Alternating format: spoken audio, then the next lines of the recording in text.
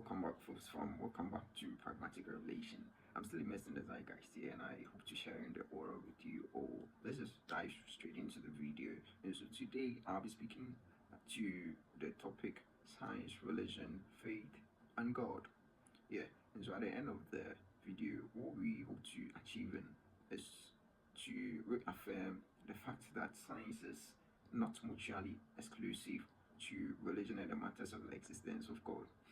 Alright, follow me closely as we delve into the topic. Now, let's just take time on the schedule to give some basic definitions of the terms we'll be using. Go science, go religion, faith, and then God.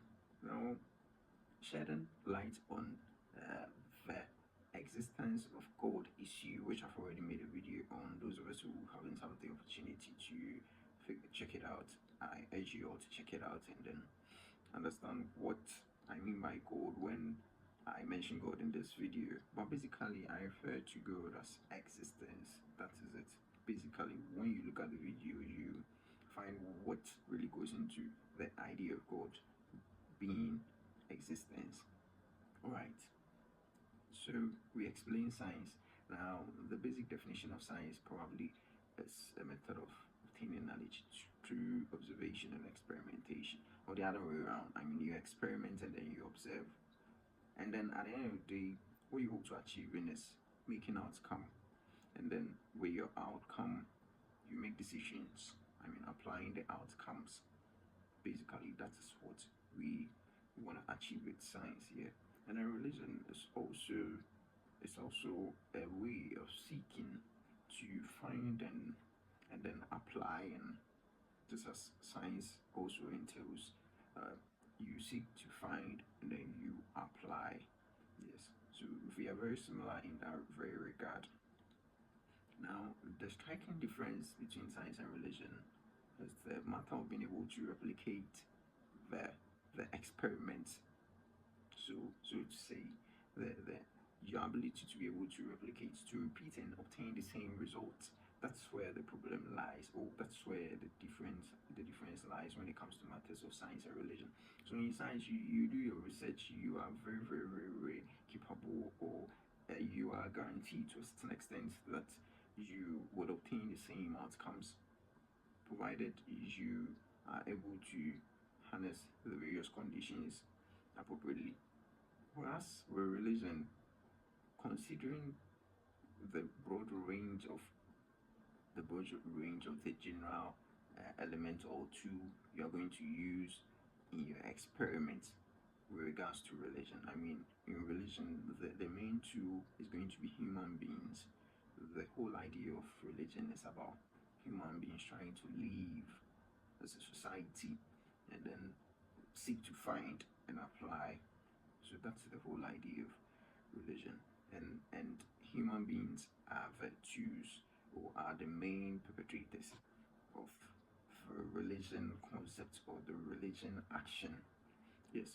And so in religion, it is very less likely to obtain the same result.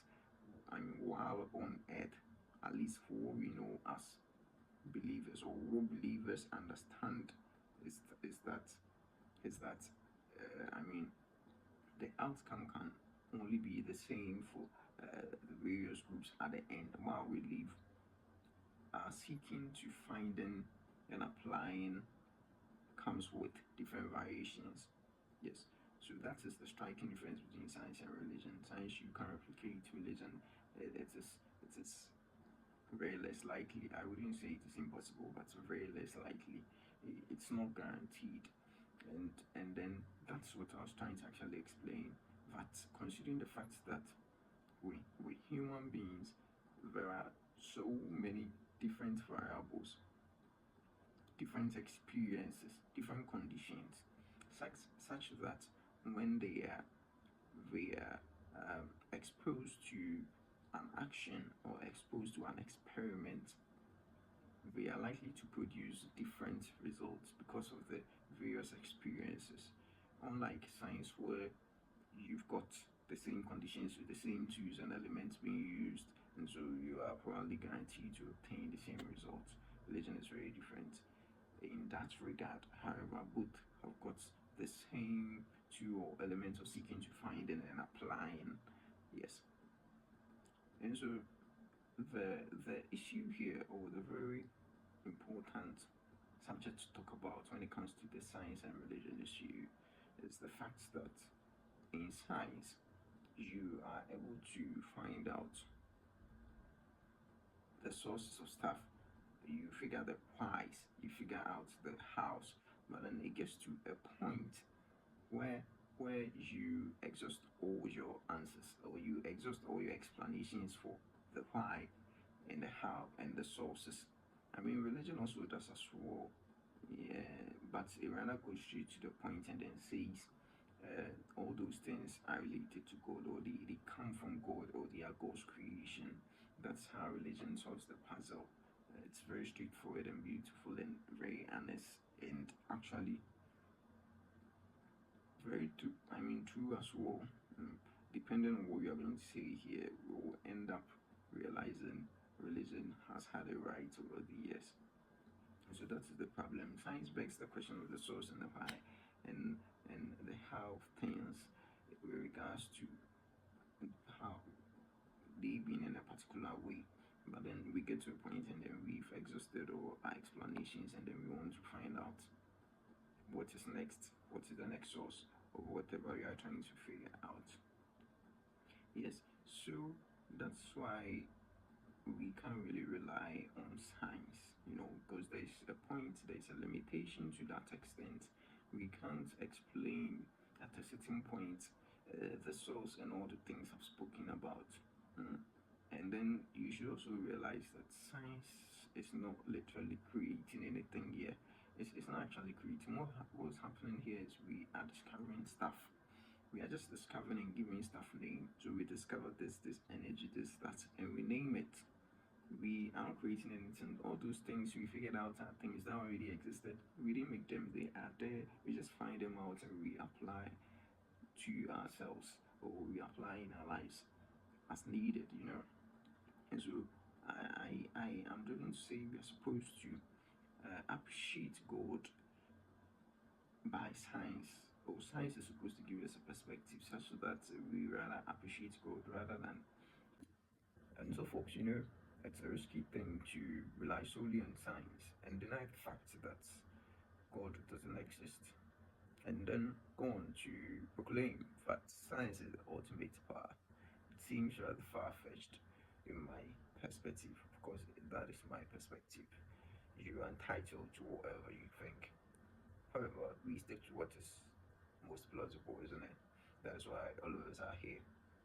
Now, I think now is a beautiful time to segue into the issue of faith. When it comes to the matters of science and religion, the issue of faith seems to be rather indispensable, And so let's take time out of the schedule to look into the issue of faith with matters regarding science and religion in the context of the existence of God. Now, basically, when you look into the dictionary, what you find, faith seems to mean belief, trust, ultimately understanding. And so lexically and then semantic wise, you end up with understanding when faith is mentioned, as that is the very basic thought of it, And I happen to have chanced on non-believers who criticize faith so much, who denigrate faith, the whole idea and concept of faith. They kind of lambast the whole idea, which I think is a very dangerous thing to do, considering the fact that there is a possibility that your stronghold being the concept of science actually employs faith. Let's try and delve into how science employs faith here. How science employs faith. Now, have this in mind.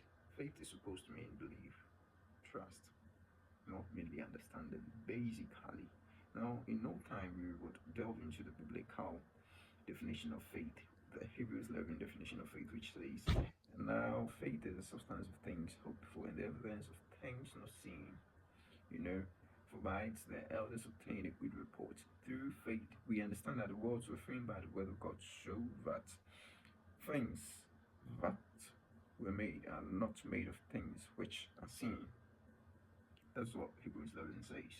Now let's try and understand how faith is applied in science. It would be rather preposterous to deny the fact that scientists do not have belief, trust, and understanding in experiments and observations they do put across. It will be really weird and rather disappointing as well, I would say, because I mean you must believe what you're trying to do. Other than that, what's your motivation for whatever you're trying to figure out or know or apply? At the end of the day, you must trust the process and you must understand. I mean, understand to a certain degree, but you need to believe and trust. Because if you don't trust, then why are you even wasting your time? Why are you spending time doing something without an intent? The main fact you got an intent means you to a certain level you got this trust and believe there is an outcome at the end of the tunnel. That's why it's that your process of seeking, finding, and making an outcome which is applicable at the end of the day. You get, so science. There is no way science is devoid of belief. Oh, and I say faith. And you gotta have faith as a scientist. Mm. Now let's try and spice it up a little bit more. You know, the definition of the Bible's definition of faith, which is criticized much more, which even some Christians happen to get wrong. Sometimes people explain what Hebrews 11 says to mean. You got to believe, you got to understand without really experiencing. That is an issue of semantics and diction. Mhm. That is an issue of semantics and diction. Mhm. The fact that you have faith, you believe and trust, is dependent on an underlying understanding that there's that certain possibility and probability that something is probably true. That is the only thing driving you. Mm.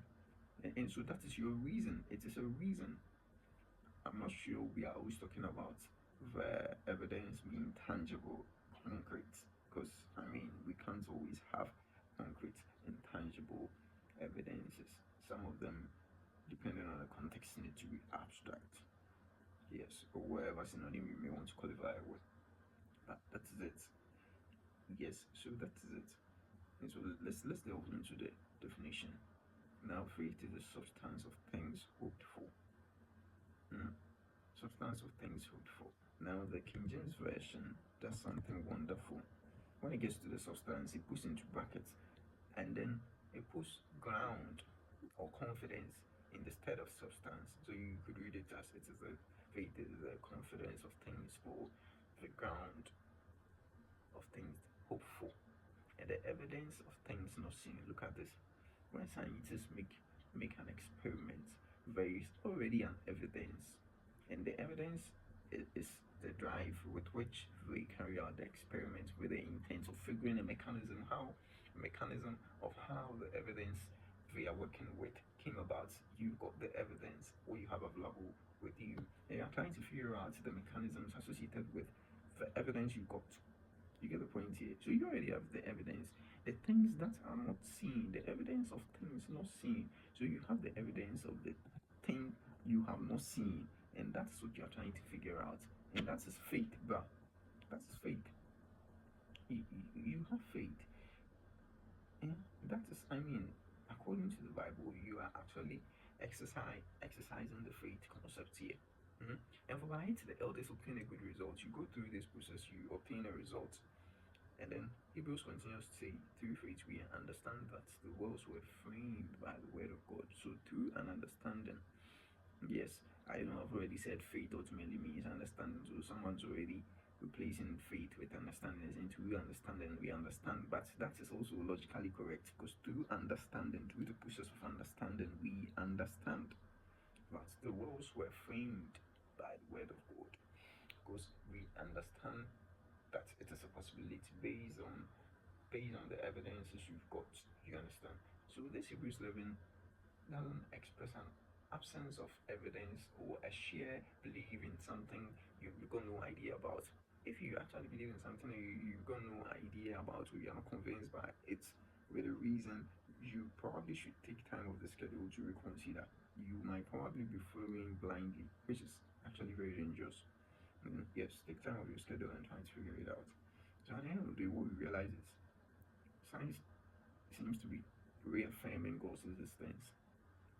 I mean, science is already applying the faith concept here, mm, and is discovering the beauty in the beauty of the Creator's work by the Creator's permission. Because I'm driven to believe that it is by the will of existence, which I call to be God, or I deem to be God. Those of us who've not checked the video in existence could check that out and understand where I'm coming from. Yes, and so it is by the will of existence that we are driven to come to those conclusions and make those discoveries. So I find it rather plausible to I mean appreciate and acknowledge the fact that existence gives this opportunity and has allowed us and has given us pathways to figure out the unknown, and then as a matter of fact needs to be cherished. That is it. And so it brings us to the end of our exploration. You should like, comment, or probably subscribe, and let me know where you got issues that you think will be interesting for deliberation. I'll catch you on the next video. Bye.